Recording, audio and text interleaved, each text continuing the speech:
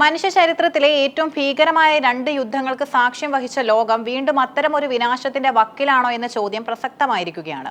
വൻശക്തി രാജ്യങ്ങൾ തമ്മിലുള്ള ശത്രുതയും പ്രാദേശിക സംഘർഷങ്ങൾ ആഗോള യുദ്ധങ്ങളായി മാറാനുള്ള സാധ്യതയും മുമ്പെങ്ങുമില്ലാത്ത വിധം വർദ്ധിച്ചിരിക്കുന്നു.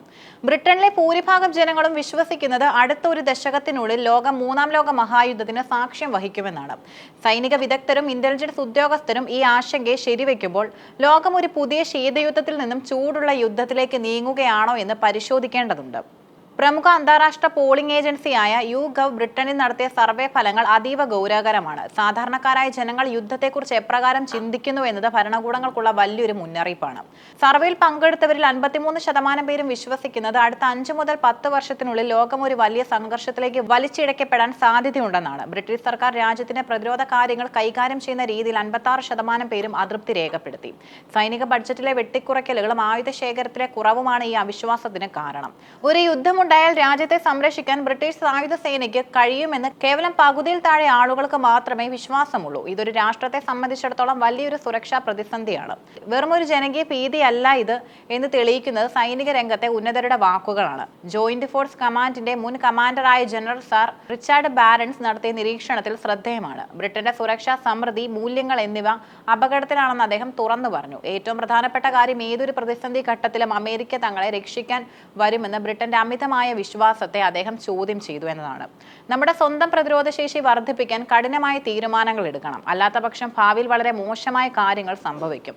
ബാരൻസ് മുന്നറിയിപ്പ് നൽകി. യൂറോപ്യൻ രാജ്യങ്ങൾ തങ്ങളുടെ പ്രതിരോധത്തിനായി അമേരിക്കയെ മാത്രം ആശ്രയിക്കുന്നത് നിർത്തണമെന്നും സ്വയം പര്യാപ്തത കൈവരിക്കണമെന്നുമാണ് അദ്ദേഹത്തിന്റെ വാദം. മുൻ സൈനിക കേണലും ഇന്റലിജൻസ് ഓഫീസറുമായ ഫിലിപ്പ് ഇൻഗ്രാം MBE ലോകത്തെ നിലവിലെ ഭീഷണികളെ കുറിച്ച് കൃത്യമായി വിശകലനം നടത്തുന്നുണ്ട്. 40 വർഷത്തിലേറെയായി ഇന്റലിജൻസ് മേഖലയിൽ പ്രവർത്തിക്കുന്ന അദ്ദേഹം ചൂണ്ടിക്കാണിക്കുന്നത് ലോകത്ത് പുതിയൊരു സൈനിക അച്ചുതണ്ട് രൂപപ്പെടുന്നു എന്നാണ്. റഷ്യ, ചൈന, ഇറാൻ, ഉത്തര കൊറിയ എന്നീ രാജ്യങ്ങൾ പരസ്പരം സാങ്കേതിക വിദ്യകളും ആയുധങ്ങളും കൈമാറുന്നത് ലോക സമാധാനത്തിന് വലിയ ഭീഷണിയാണ്. ഈ ഭീഷണികൾ തിരിച്ചറിയുന്നതിൽ പാശ്ചാത്യ രാഷ്ട്രീയക്കാർ പരാജയപ്പെട്ടുവെന്ന് അദ്ദേഹം വിമർശിക്കുന്നു. ശത്രുരാജ്യങ്ങൾ തങ്ങളുടെ കരുത്ത് വർദ്ധിപ്പിക്കാൻ പാശ്ചാത്യ രാജ്യങ്ങൾ പ്രതിരോധ ചെലവുകൾ കുറയ്ക്കുന്നത് ആത്മഹത്യാപരമാണെന്നും അദ്ദേഹം വിശ്വസിക്കുന്നു. യുക്രൈനിൽ റഷ്യ നടത്തുന്ന അധിനിവേശവും മിഡിൽ ഈസ്റ്റിൽ ഇറാൻ നടത്തുന്ന നീക്കങ്ങളും ഈ വലിയ യുദ്ധത്തിന്റെ തുടക്കമായി വേണം കാണാൻ. ബ്രിട്ടൻ ഉൾപ്പെടെയുള്ള പല നാറ്റോ രാജ്യങ്ങളും കഴിഞ്ഞ കുറച്ച് ദശകങ്ങളായി തങ്ങളുടെ പ്രതിരോധ ബഡ്ജറ്റിൽ വലിയ കുറവ് വരുത്തിയിട്ടുണ്ട്.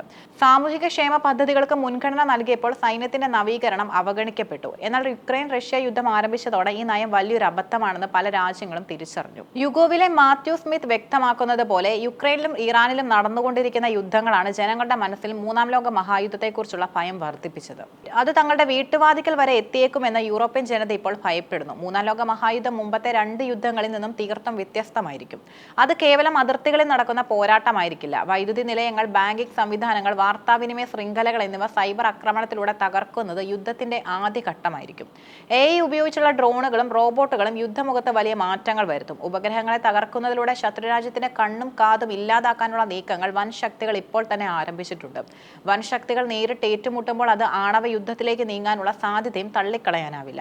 യുദ്ധഭീതി ബ്രിട്ടീഷ് രാഷ്ട്രീയത്തിലും വലിയ മാറ്റങ്ങൾ ഉണ്ടാക്കുന്നുണ്ട്. കൺസർവേറ്റീവ് ലേബർ പാർട്ടിയേക്കാൾ ഉപരിയായി റീഫോം UK വോട്ടർമാരാണ് സൈന്യത്തിന്റെ കാര്യക്ഷമതയിൽ കൂടുതൽ ആശങ്കാകുലർ. ഇത് വരാനിരിക്കുന്ന തിരഞ്ഞെടുപ്പുകളിൽ പ്രതിരോധം ഒരു പ്രധാന ചർച്ചാ വിഷയമായി മാറാനും കാരണമാകും. സൈന്യത്തിലേക്ക് നിർബന്ധന സേവനം തിരികെ കൊണ്ടുവരണമെന്ന ചർച്ചകൾ പോലും ബ്രിട്ടനിൽ ആരംഭിച്ചിട്ടുണ്ട്. കേവലം ഒരു പുതിയ വിപത്തിന്റെ നിഴലിലാണെന്ന് നിസ്സംശയം പറയാം. മൂന്നാം ലോക മഹായുദ്ധം എന്നത് വെറും ഒരു ഭീതിയല്ല, മറിച്ച് നിലവിലെ രാഷ്ട്രീയ സൈനിക സാഹചര്യങ്ങൾ വിരൽ ചൂണ്ടുന്ന യാഥാർത്ഥ്യമാണ്.